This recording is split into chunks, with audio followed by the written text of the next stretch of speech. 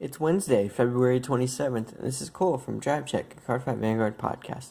Today I'm bringing you a deck profile of Standard. However, that dirt away here. However, it's my own little unique twist on it. I haven't really seen anyone else play this card. I've heard other people play it, but I haven't seen it played against me. But we'll get into it eventually. So first off, we have to start with Guiding Zombie, which is just your standard on-ride draw card. And then we move on to our VR,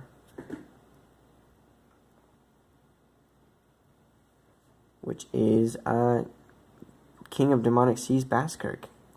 I have 3 SVRs and 1 regular VR right now. I just need to buy one more, then Granblue will be max rarity. But yeah, so we have Baskirk, who's I think he's a solid grade 3.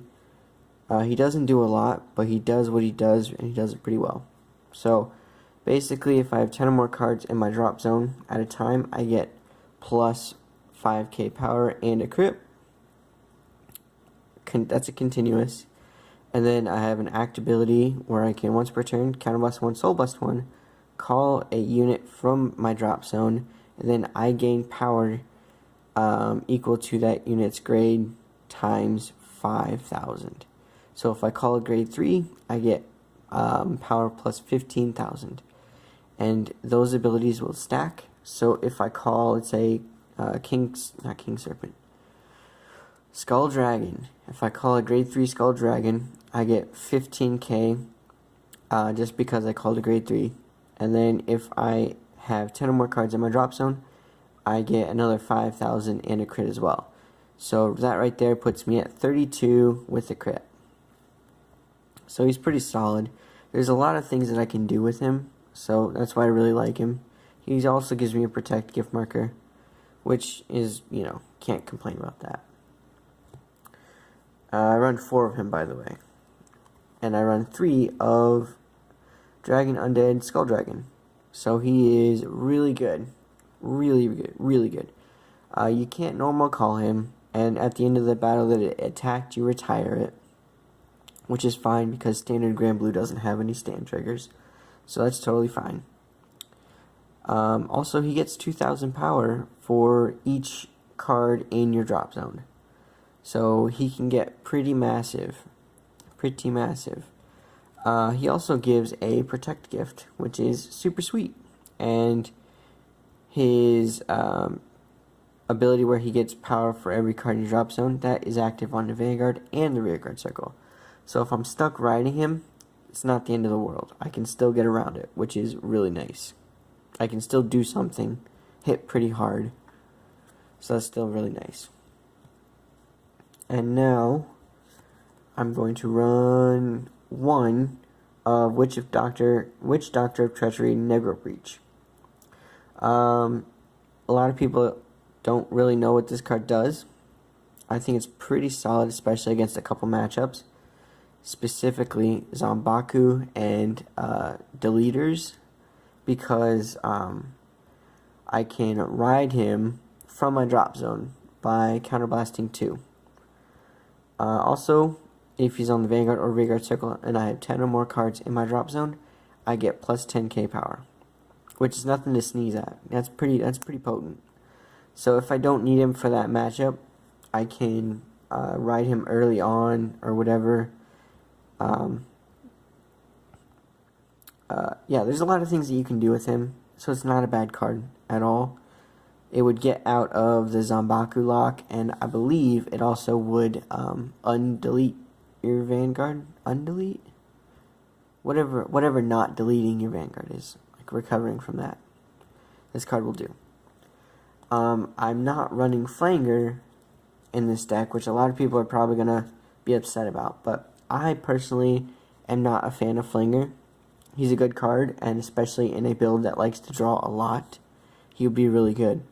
However, standard Granblue does not have that luxury. So, normally, when it comes down to when I want to play Flanger, when I was testing it and whatnot, I didn't have enough cards in my hand to really benefit off of it. He gives himself plus 5k power, and you can't use Sentinels, which is whatever, but at the end of the day, that's only a 17k attacker, and a card that doesn't give you a gift is pretty lackluster in Standard. Now, if like I had Rough Seas, Banshees, and whatnot, and I could just draw all day, Flanger would be great.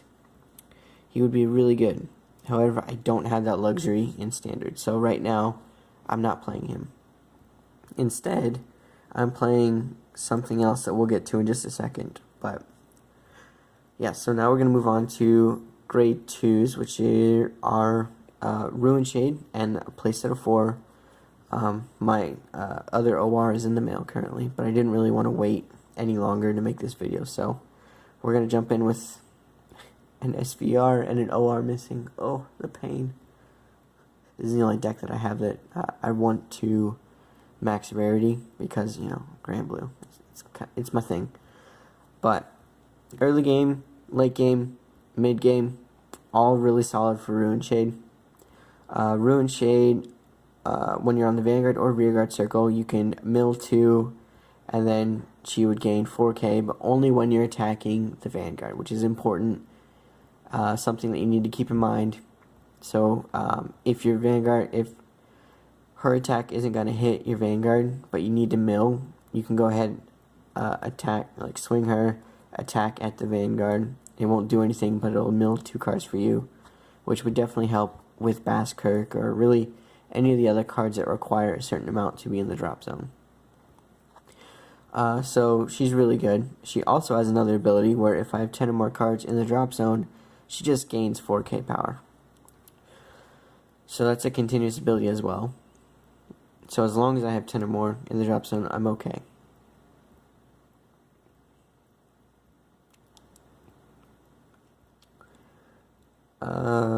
But yeah, so she can swing for her by herself 17k, and that's pretty solid. That's nothing to laugh at, especially early game. So she's really good, and I run 4 of them. Then we move on to 3 Captain Nightmist. Captain Nightmist is my best way to call something from the drop zone that's not Basskirk. Like, if I'm not on Basskirk, Captain Nightmist is my second best way to call stuff. So it's Counterblast 1, call grade 1 or less from the drop zone to Rearguard circle. Then if I had 10 or more in my drop zone, I can call whatever grade. So I can call Skull Dragons, I can call Commodore Blue Bloods, I can call anything that I want, essentially. So he's pretty versatile. That restriction, that early on restriction kind of sucks, but it makes sense, especially if you play early game and you think that you can play it, and you realize, oh wow, I have Skull Dragon in my drop zone, but I only have 4 other cards. It'd be kind of ridiculous to call Skull Dragon out, essentially for free, or for a counterblast. So, it makes sense. Captain Nightmist is pretty good. If there's a card that comes out that does his job better, no problem replacing him. Probably not going to replace Ruin Shade, though, just because she is so solid. And then we're running 3 Commodore Blue Bloods. And he is really good. He's a lot of great pressure. So, basically, if I have a copy of him in my drop zone, I get plus 4k. So then I become a 13k booster, or 13k attacker, which is pretty good, especially against Force. Then when it hits a Vanguard, I can retire him, draw 2 cards, and discard 1 card. So it's great hand filtering. It's pressure. Most of the people who play against it know not to let it hit, but they're also using cards from their hand to guard. So I'm okay with that. That's fine with me.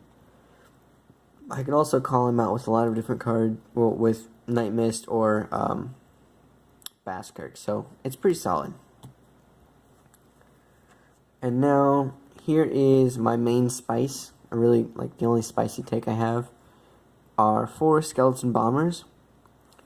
So Skeleton Bomber is in the drop zone. If you have 3 or more units with Skeleton Bomber in their card name, I can Counterblast 1, call up to 4 Skeleton Bombers from the drop zone to the Rearguard circle. Then they get 4k power and boost. So now all of a sudden I have 12k attackers or 12k boosters. For one counterblast, I can get up to 4. I like it a lot. It is more fun for me to play Skeleton Bomber than it was to fret over Franger. So that's why I'm running Skeleton Bomber. Plus, like, if for some reason I don't have any soul or whatever, and I don't really have anything else to call, I can always call these guys, as long as I have a counterblast open. So that's really good, and I like this card a lot. I think it was designed pretty well. The only flaw with it really is, well, I guess there's two. One's not really a flaw, but the boost and the 4k power only last for that turn. So after that, they are then useless grade 2s with 8k power. However, another flaw is that I have to have at least 3 in my drop zone, which this is more a late game card anyway. So getting 3 into the drop zone isn't that big of a deal with how often I mill, and I have ways to put cards into the drop zone as well. So I really like that card. I think it's a very fun addition. And then we run staples. Dandy Guy Romario. He's probably going to be a staple for every Granblue deck that is able to play him. Basically, he's going to be your grade 1 ride target. So when you ride, when he's ridden on top of, you can counterblast 1, put a card from your hand into your soul, which I like to do with Skull Dragon or something that I don't need right now. I kind of like stash it away. Then when I get to Baskerk, I'll Soul Blast it. So that's not a downside. And then I mill 3 cards, and then I can pick 1 card from my drop zone and add it to my hand. So that's pretty good. It's acceleration, and it's also a draw, which is exactly what standard Granblue wants. Also, if I have 10 or more cards in my drop zone, he gets plus 4k, making him a 12k booster. Which, if you pair that with Baskerk and you call out a grade 3, Baskerk is now swinging for 44k by himself with an extra crit. So, really good. 4 of easily. Another 4 of is going to be our only countercharge option, Dancing Cutlass. So Dancing Cutlass is pretty solid, but if a better countercharger comes out, or just a better card in general, I don't have a problem swapping it out. So Dancing Cutlass from the drop zone. I bind another Dancing Cutlass from the drop zone, call this guy, and then I mill 1 card, and then I countercharge 1 card, or countercharge 1. So he's pretty good. The milling is nice, and the countercharge is super nice, but also sometimes calling a little extra power to the field is definitely worth it. So 4 ofs for sure right now. And then for my last grade 1, I'm running 3 Norman the Ghosties. Norman the Ghostie he's kind of like what makes the deck run. So you can retire him. It's an activated ability, which is even better. So you retire him, mill 2 cards, and then choose one of your rear guards and one of my units, and then they gain 10,000. Usually what I'll do is I will use Night Mist to call out a Norman the Ghostie, and then I'll mill 2 and I'll give the power to Night Mist, so that Night Mist can then swing for 19, and then I mill 2 cards as well. You can also do it with Baskerk, and like if you're on Baskerk but you don't have enough cards in your hand, or not in your hand, in your drop zone, but you have a Norman the Ghostie in your hand, you can go ahead and play Norman the Ghostie, retire him, give power to wherever you need, mill 2 cards, and then if that's not enough, then you can use Baskerk's activated ability to counterblast 1, soul blast 1, call a unit, and you call Norman the Ghostie back, and you can use Norman the Ghostie to retire him again, and give power to wherever you need it again, and then at that point you're more than likely going to be at 10 cards in your drop zone. So then Baskerk gets a crit, as well as a little extra power. So Norman the Ghostie is really good. The only problem is you don't want him late game at all. So he is really good guard options in the late game. Mid to early, he's pretty solid, and you definitely want to use him. But 4 is just a little too much. 2 is too few. 3 is a pretty good amount. And now we move on to the trigger lineup. There's nothing really special about the triggers. We just have 4 perfect guards, 4 heals, and then 4 of each of the crits. It's about all that we can do. There's no point in running more draws because I really need the guard in this deck. That 15k guard is super beneficial for Excel clans. I mean, I already struggle with Excel clans to begin with just because I'm Protect, and I don't have a lot of retiring methods to kind of deal with Excel, so I'm stuck with what I got, and I need all the guard that I can get. So that's why I don't run draws. Draws might be beneficial, but it really just depends. But I don't think draws are worth it, except for, the PG draws. And then, so that's pretty much my standard deck. I like it a lot. It's a lot of fun.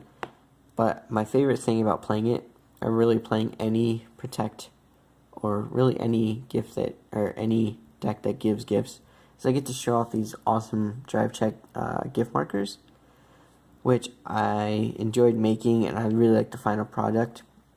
The only way to get them anymore is if you are a member of our Patreon. If you're a patron on our Patreon, if you give us money through Patreon at the $5 or more tier, I believe we call it the Now Key tier, then I will ship to you 4 of each of the gifts. That way you can hand them out to your friends, or you can just use them for all of your decks. But they're literally like my favorite thing to pull out, especially when I'm playing against someone new. And also, they double as business cards. Oh, I was so proud of me when I got that idea. But yeah, so if you want to hand them out to your friends and kind of get people to listen to our podcast, that would be awesome. Because the more people that we get interested in Vanguard, the better our community grows. And yeah, I like this deck a lot. It's definitely not great. It got overpowered, or power creeped. Yeah, it got power creeped real early on. But I still have a ton of fun playing it. And I really like the way that the Baskirk looks, because it's super shiny and all that gold. It's not my favorite version of it, but I really like, it's not my favorite SVR, but I really like the SVR still. So yeah, that's my Granblue deck profile. It's standard, so there's not a lot of improvement that I can make and make it my own, but I tried my best, and I'm pretty happy with how it came out. If you have any suggestions or whatnot, or if you want to see another deck profile, this is pretty much the only one that I've actually made my own. Most of my other deck profiles, or decks in Standard, are net decks, because I don't have a ton of time to build all of them my own way, and I swap decks so frequently that I don't have any time to actually finely tune a deck. The only one that I've had time for is my Granblue. So yeah, if there are any other decks you want to see, maybe not full playthroughs or deck profiles necessarily, but actual explanation of what the cards do and what the deck does, let me know in the comments. If you want to see, I guess, just anything else from Drive Check, if you want to see us open some more boxes and whatnot, that's also a lot of fun, and we can do more of those. I just want to see feedback, what can I improve on and whatnot. So I guess I need to get out of there because I've been talking too long and my voice is starting to get really dry and parched. So I will see you later.